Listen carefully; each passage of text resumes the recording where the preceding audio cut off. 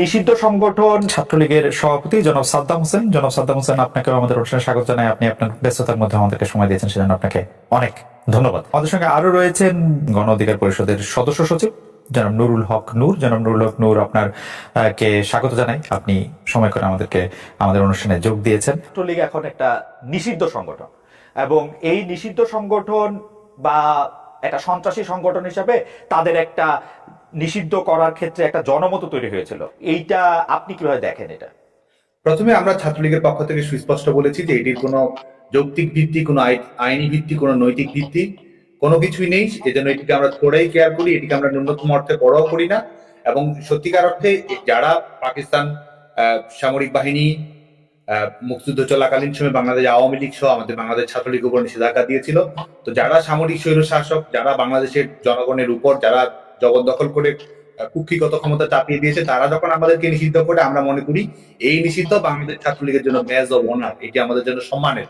এবং তারা মূলত এটি করেছে, তারা যেটি রিসেট বাটন, যেটি তারা বলেছে যে তারা আমাদের মুক্তিযুদ্ধের অঙ্গীকার, গণতান্ত্রিক অঙ্গীকার সবকিছুকে ধূলিসাৎ করে দিয়ে যেন নতুন করে 24 সালে বাংলাদেশের ইতিহাসে যাত্রা শুরু হচ্ছে, সেটি যে করতে যাচ্ছে, সেই রিসেট বাটন বাস্তবায়ন করার একটি প্রারম্ভিক লক্ষ্য হিসেবে তারা বাংলাদেশ ছাত্রলীগের উপর নিষেধাজ্ঞা জারি করেছে। এবং আরেকটি বিষয় মনে করি, সেটা হচ্ছে তারা যে আমাদের তারা তো প্রথম কথা হচ্ছে তাদের তো জনগণের ম্যান্ডেট নেই, তারা অগণতান্ত্রিক, অবৈধ এবং অসাংবিধানিক। এই অগণতান্ত্রিক শাসন ব্যবস্থা নিরাপত্তা নিশ্চিত করার জন্য তারা বাংলাদেশ ছাত্রলীগের উপর নিষেধাজ্ঞা আরোপ করেছে। এবং আরেকটি বিষয়, এই গণহত্যা, এই যে বিষয়গুলো উঠতে বসতে তারা সবসময় বলছে এই যে হত্যাকাণ্ডগুলো ঘটেছে। তো আমরা যেটি মনে করি, একটি হচ্ছে যে এটি ফৌজদারি অপরাধ, একটি আইন আনুক তদন্তের বিষয়।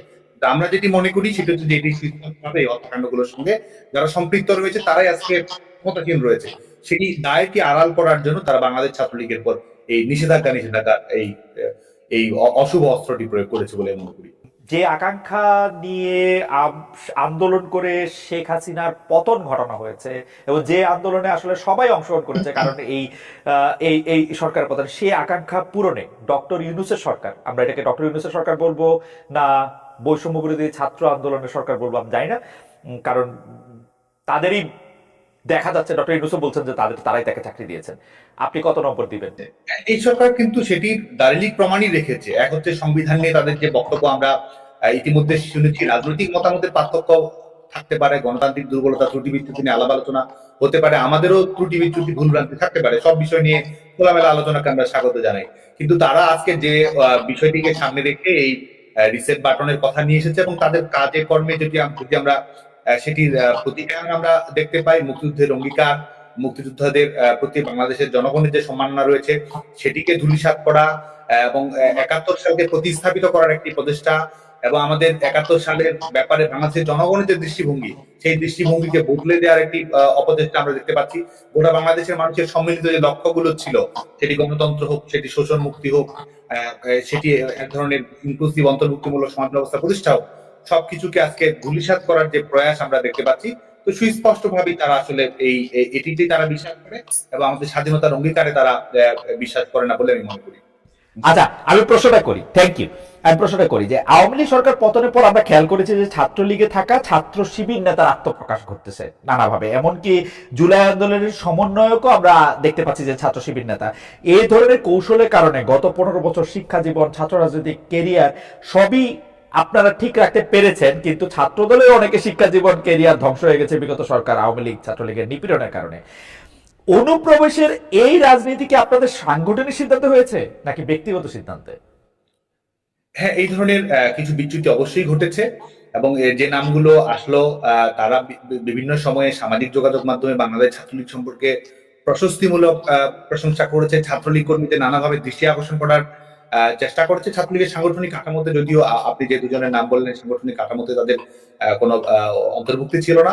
আজকেও আমরা দেখেছি চট্টগ্রাম বিশ্ববিদ্যালয়ে ছাত্র শিবিরের যখন পূর্ণাঙ্গ কমিটি ঘোষিত হয়েছে, সেখানেও আমরা সমন্বয়কদের একটি অংশকে আমরা দেখেছি যে বিভিন্ন জন যারা সমন্বয়ক পদে ছিল তারা ছাত্র শিবিরের পূর্ণাঙ্গ কমিটিতে রয়েছে।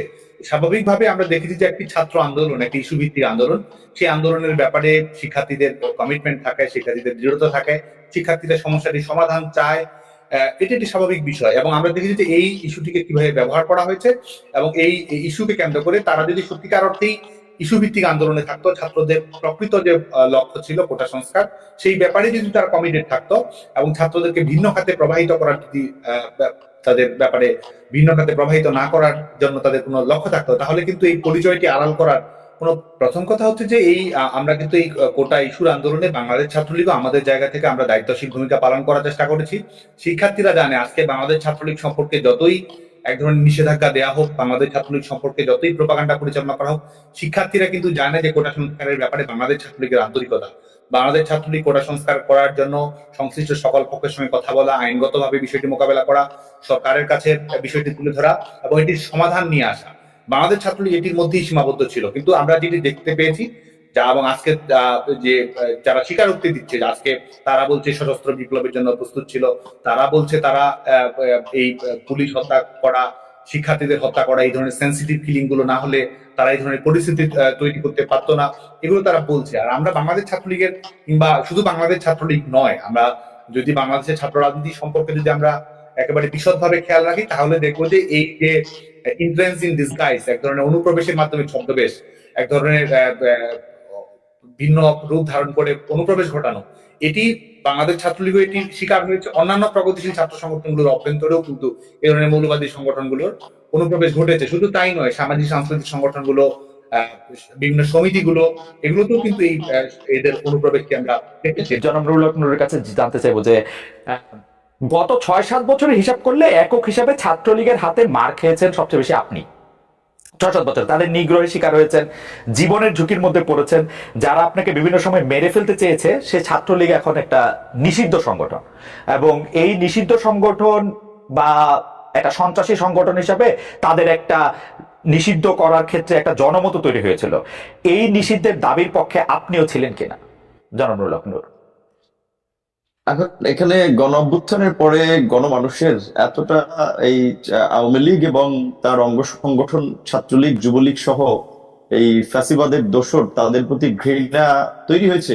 মানুষ আসলে তাদের নামটাও শুনতে চায় না। তো যার ফলে আমরা লক্ষ্য করেছি যে আমাদের নেতাকর্মী সহ বড় একটা অংশের মানুষ, বিভিন্ন রাজনৈতিক দল, তারা বলছে যে যেখানে জার্মানি কিংবা ইটালির মতো দেশে ফ্যাসিবাদের কারণে মুসোলিনির পার্টি কিংবা হিটলারের নাৎসি পার্টি নিষিদ্ধ হয়েছে, সেখানে বাংলাদেশে আওয়ামী লীগ এবং আওয়ামী লীগের যে সবচেয়ে সন্ত্রাসী সংগঠন এবং হাতুড়ি হেলমেট বাহিনীর যারা তাণ্ডব চালিয়েছিল এই আন্দোলন সহ গত 1.5 দশকে, সেখানে ছাত্রলীগ এবং যুবলীগ ছিল অগ্রণী ভূমিকায়।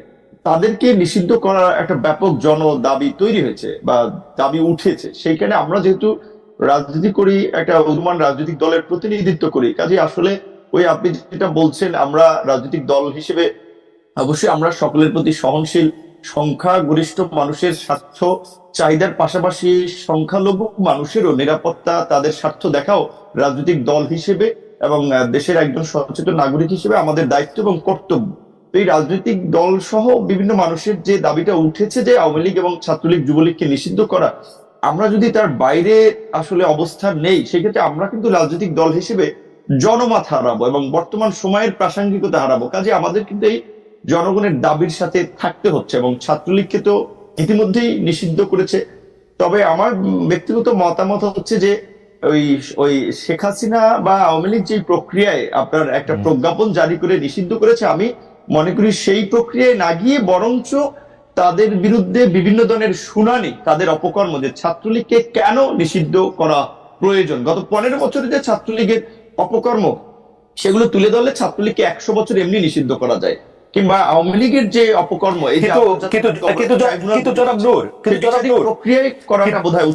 কিন্তু জনাব নূর, প্রজ্ঞাপন করে যদি নিষেধই না করা হবে, তাহলে এই সরকার বা এই সরকারের লোকেরা এত সেন্সিটিভ কেন ওই অঞ্চল, ওই পক্ষের কোন একটা কথা শুনতে? যেমন ধরেন, আমি আমার উদাহরণ দেই। গতকাল আমি ছাত্রলীগের, নিষিদ্ধ ঘোষিত ছাত্রলীগের সভাপতি সাদ্দাম হোসেনকে ডাকলাম।